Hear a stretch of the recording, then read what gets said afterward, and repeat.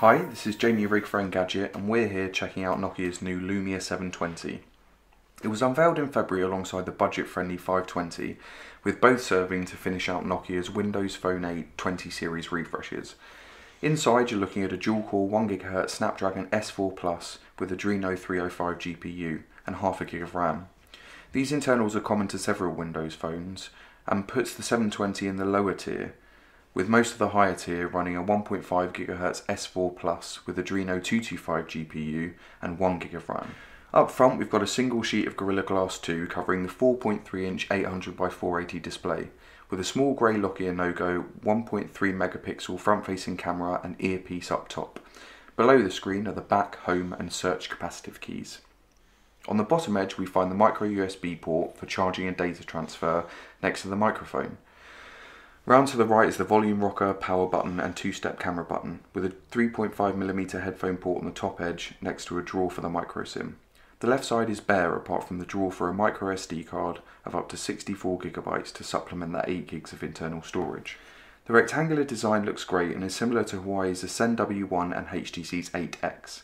It's especially fitting given the right-angled nature of Windows Phone 8 UI. The 720 is fairly similar in footprint to the Galaxy S3 despite its smaller screen, but everything looks well in proportion. Compared to the Lumia 620, it's got a bigger surface area up front and is significantly thinner. The IPS LCD display with Nokia's clear black and sensitive touch technologies isn't high on the PPI scale with a WVGA resolution, but it looks good. Despite the higher PPI of the Lumia 620, the 720 screen is slightly better. Colours are vibrant and blacks are excellent. We won't talk exhaustively about Windows Phone 8, but this being a Lumia you get a handful of exclusive apps. Nokia's imaging software gives the camera more versatility, and you've also got access to Here City Lens, but curiously only the standard Here Drive, a sat-nav app bound to your SIM card's region. The cheaper, arguably lower-end 620 has the global and Nokia exclusive version called Drive Plus, currently in beta. The main camera has a 6.7 megapixel backside illuminated sensor, Carl's Zeiss lens and f1.9 aperture. It's capable of taking some great photos, especially close-ups, but the basic stock camera software means it's hard to make fine adjustments. You're more or less at the mercy of auto settings, which can produce mixed results. It's got excellent low light credentials, although not quite as good as the Lumia 920, and the camera is much better in natural than artificial light, which throws the colour balance off.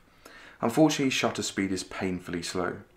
720p video recording is pretty smooth at 30 FPS, although there's no optical stabilisation tech in here. In daylight it tends to alter exposure on the fly, which can mean inconsistent clips. It's pretty good in low light situations but can't achieve quite the same brightness as stills. All in all, it's a few notches above the 5 megapixel offerings which adorn other Windows Phone 8 handsets with the same internal specs. The wide-angle 1.3 megapixel camera up front is also fine for selfies or video chat, but suffers terribly in unfavourable conditions. It's hard to say much about the performance of the 720 that hasn't been said before. It shares exactly the same processor, RAM capacity and screen res as a slew of other Windows phones. Moving through the menus is swift and you can jump into core features like messages and settings instantly, while heavier apps like Nokia Music take upwards of 5 seconds to load. Windows Phone 8 is nice and light, so it doesn't struggle on specs that wouldn't have a good time with Android. App loading times aside, you won't catch it freezing or lagging. Web browsing is swift on both mobile and desktop sites. There's no lag when zooming in and it's not long before the whole website is back in view when you zoom out. With only half a gig of RAM, it's already excluded from running certain applications that require a gigabyte. The recently released first-person shooter Modern Combat 4 being one example. As more apps are starting to pop up on the store with this requirement, the 720 specs are already becoming dated. The 720 is available in the UK on pay-as-you-go for £300, around $458.